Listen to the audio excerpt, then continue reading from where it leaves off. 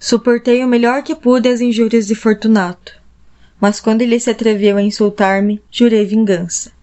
Os senhores, que conhecem tão bem a natureza da minha alma, não hão de supor que eu tenha pronunciado qualquer ameaça. Um dia eu me vingaria. Isso era coisa tão definitivamente assentada que excluía qualquer ideia de risco. Eu não só deveria punir, como punir com impunidade. O insulto permanece sem troco quando os efeitos da vingança atingem o próprio vingador, ou quando este falha em tornar-se conhecido como o tal daquele que o insultou. Fique entendido que jamais dei oportunidade a Fortunato, quer por palavras, quer por atos, de duvidar de minha boa disposição. Continuei a sorrir-lhe como antes, e ele não percebeu que, agora, eu sorria à ideia de matá-lo. Fortunato tinha um ponto fraco, muito embora, sob outros aspectos, fosse homem para ser respeitado e mesmo temido. Ele se gabava de ser conhecedor de vinhos. Poucos italianos têm o verdadeiro espírito do virtuoso. Quase sempre, o entusiasmo que demonstram nasce da ocasião, ou da oportunidade que se lhes apresenta de engambelarem milionários ingleses ou austríacos. No que respeitava ao conhecimento de quadros ou pedras preciosas, Fortunato era tão impostor quanto seus compatriotas, mas em matéria de vinhos velhos, era sincero. Nesse assunto, aliás, eu mesmo não diferia muito dele. Era emérito conhecedor das vindimas italianas e sempre que podia, procurava enriquecer minha adega. Foi no entardecer, durante a suprema loucura da estação carnavalesca, que encontrei meu amigo. Saudou-me com excessiva cordialidade, havia estado a beber copiosamente. Fantasiara-se de palhaço. Trazia um traje muito justo, de listras, e a cabeça coberta por um chapéu cônico, cheio de guizos. Fiquei tão encantado em vê-lo que quase lhe quebrei a mão ao apertá-la. Disse-lhe: "Meu caro Fortunato, que sorte encontrá-lo! Você parece estar admiravelmente bem, mas recebi um barril de vinho que passa por amontilhado e tenho minhas dúvidas." "Como?" disse ele. "Amontilhado? Um barril? Impossível! Em pleno carnaval!" "Tenho minhas dúvidas", repliquei, e fui tolo a ponto de pagar por ele sem o consultar primeiro. Mas é que não consegui encontrá-lo e fiquei com medo de perder um bom negócio. "Amontilhado?" "Tenho minhas dúvidas." "Amontilhado?" E quero esclarecê-las. "Amontilhado. Caso você tenha algum compromisso, vou procurar Lucchesi. Lucchesi é incapaz de distinguir um amontilhado de um sherry. E, no entanto, alguns tolos diriam que o paladar dele se compara ao seu. Vamos lá." "Para onde?" "Para sua adega." "Não, meu amigo, não quero abusar de sua boa vontade. Percebo que você tem um compromisso." "Lucchesi, não tenho compromisso nenhum. Vamos." "Não, meu amigo, não é pelo compromisso, mas porque vejo estar você severamente resfriado. A adega é insuportavelmente úmida, está cheia de incrustações de salitre." "Vamos mesmo assim. O resfriado não é nada." "Amontilhado! Aproveitaram-se de você." E quanto a Lucchesi, ele é incapaz de distinguir em sherry de um amontilhado. Assim falando, Fortunato apossou-se de meu braço, colocando sobre o rosto uma máscara de seda preta, e envolvendo-me numa recolher, apressei-me a guiá-lo ao meu palácio. Não havia criados em casa, tinham ido divertir-se. Eu lhes havia dito que não voltaria senão de manhã e tinha-lhes dado ordens explícitas de não se ausentarem de casa. Tais ordens eram suficientes, sabia eu bem, para fazê-los desaparecer de imediato, tão logo eu lhes voltasse as costas. Tirando 2 tochas de seus suportes e entregando uma a Fortunato, guiei-o através de várias séries de quartos, até o arco que levava à adega subterrânea. Desci uma longa e sinuosa escada, pedindo a Fortunato que tivesse cuidado ao acompanhar-me. Chegamos por fim ao pé da escada e paramos por um instante sobre o chão úmido das catacumbas dos Montresor. O modo de andar de meu amigo não era firme e os guizos de seu chapéu tilintavam a cada passo. "O barril", disse ele. "Está logo adiante", respondi, "mas observe o fino rendilhado que brilha nas paredes desta cava." Ele se virou para mim e olhou nos olhos com 2 órbitas opacas que destilavam a relma da embriaguez. "Salitre?" perguntou por fim. "Salitre", repliquei. "Há quanto tempo você está com essa tosse?"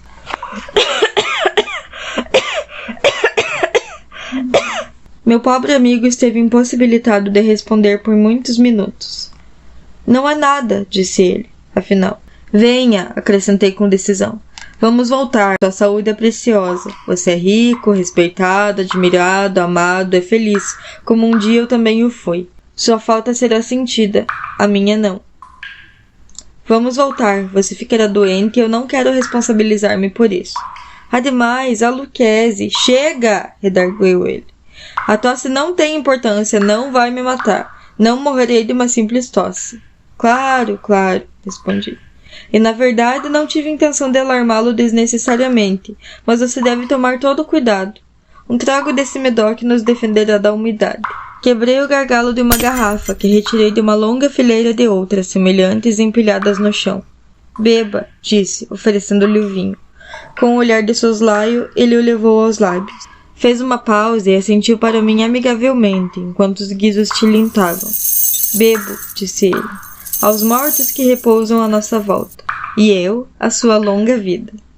Ele de novo me tomou pelo braço e continuamos. Essas cavas são amplas, observou. Os Montresor, repliquei, eram uma família grande e numerosa. Não me lembro de seu brasão. Um enorme pé humano de ouro sobre um campo azul. Ao pé esmaga uma serpente cujos dentes estão encravados no calcanhar. E a legenda? Nemo me impune lacessit. Bom, disse ele. O vinho fizera seus olhos brilhantes, e os guizos tilintavam. Minha própria imaginação aquecera-se com o Medoc. Havíamos passado por paredes de esqueletos empilhados de mistura com tonéis e quartilhas, até as mais profundas alcovas das catacumbas. Fiz nova pausa e dessa vez atrevi-me a segurar Fortunato pelo braço, acima do cotovelo. O salitre, disse eu, veja como aumenta. Pende como musgo das paredes. Estamos abaixo do leito do rio.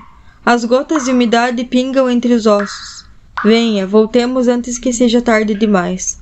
Sua tosse não é nada, disse ele. Continuemos. Mas antes, outro trago do Medoc.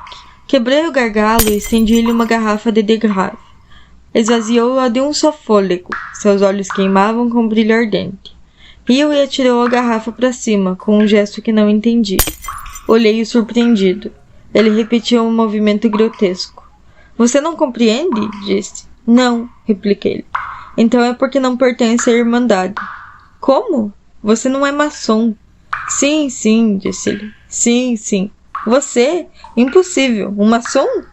Um maçom, respondi. Dê-me um sinal, ele pediu.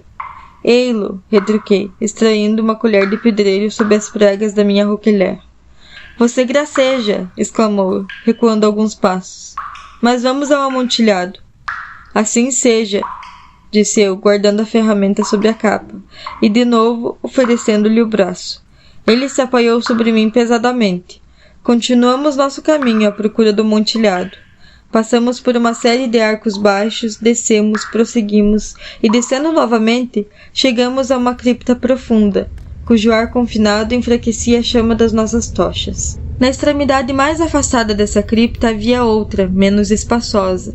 Suas paredes estavam ocultas por uma pilha de despojos humanos que subia até a abóbada, à maneira das grandes catacumbas de Paris. 3 lados da cripta interior estavam assim ornamentados. No quarto, os ossos haviam sido derrubados ao chão e jaziam promiscuamente, formando, em certo ponto, um monte de alguma altura. Na parede, exposta pela remoção dos ossos, percebemos ainda mais uma alcova, de pouco mais de 1 metro de profundidade, uns 90 centímetros de largura e cerca de 2 metros de altura. Parecia não ter sido construída para qualquer fim especial, e sim originada meramente do intervalo entre 2 das colossais colunas que suportavam o teto da catacumba, sendo seu fundo uma das paredes circunscritas de sólido granito. Foi em vão que, erguendo a tocha de luz mortiça, Fortunato tentou esquadrinhar as profundezas da alcova. O fraco clarão não nos permitia ver-lhe o fundo. Continue, disse eu. Aí dentro está o amontilhado. Quanto a Lucchese, é um ignorante, interrompeu meu amigo, conforme avançava, seguido de perto por mim. Num instante, alcançou a extremidade do nicho e, encontrando seu avanço obstado por alguma rocha, parou, estupidamente surpreso. Um momento depois, eu já o tinha algemado ao granito. Soldados a este, havia 2 grampos de ferro distantes 60 centímetros um do outro, em sentido horizontal. De um deles pendia uma corrente curta, do outro um cadeado. Enrolados os grilhões ao redor de seu pulso, foi coisa de poucos segundos algemá-lo. Ele estava atônito demais para resistir. Retirando a chave do cadeado, saí do recesso. Passe a mão nas paredes, disse-lhe eu, e não poderá deixar de sentir o salitre. É muito úmido, na verdade. Mais uma vez, deixe-me implorar-lhe que volte. Não? Então vejo-me positivamente forçado a abandoná-lo. Mas antes disso, devo prestar-lhe todos os pequenos obséquios ao meu alcance. O amontilhado, balbuciou meu amigo, ainda não recuperado do espanto. Certo, expliquei. O amontilhado. Ditas essas palavras, pus-me em atividade por entre a pilha de ossos que já falei. Atirando-os para o lado, deixei a descoberto certa quantidade de pedras para construção e argamassa. Com esses materiais e com a ajuda da minha colher de pedreiro, comecei a emparedar com vigor a entrada do nicho. Tinha apenas assentado a primeira camada de alvenaria quando descobri que a embriaguez de Fortunato havia em grande parte se dissipado. A primeira indicação que tive disso foi um grito surdo e lamentoso vindo das profundezas da alcova. Não era o grito de um bêbado. Houve depois um longo e obstinado silêncio. Assentei a segunda camada, e a terceira, e a quarta. Ouvi então o agitar furioso da corrente. O ruído prolongou-se por vários minutos, durante os quais, para ouvi-lo com maior satisfação, interrompi o trabalho e sentei-me sobre os ossos. Quando por fim o ruído acalmou-se, retomei a ferramenta e terminei sem interrupção a quinta, a sexta e a sétima camadas. A parede erguia-se agora à altura do meu peito. Fiz nova pausa e, levantando a tocha por sobre a alvenaria, lancei seus débeis raios luminosos sobre a figura lá dentro. Uma sucessão de gritos altos e agudos, arrancados subitamente da garganta do confinado, pareceu empurrar-me para trás. Por breve momento hesitei e tremi.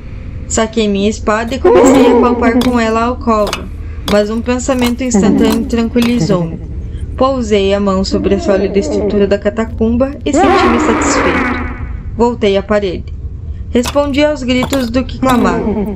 Fiz-lhes eco, ajudei-os, ultrapassei-os em volume e intensidade.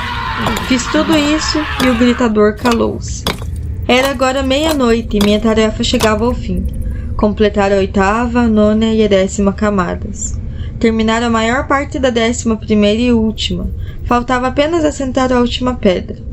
Lutei contra seu peso e consegui colocá-la parcialmente no lugar que lhe era destinado. Mas nesse momento veio do nicho um riso surdo que fez meus cabelos se eriçarem.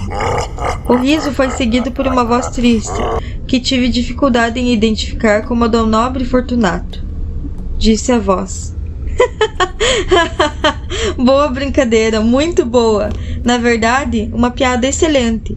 Daremos boas risadas no palácio, quando estivermos bebendo nosso vinho.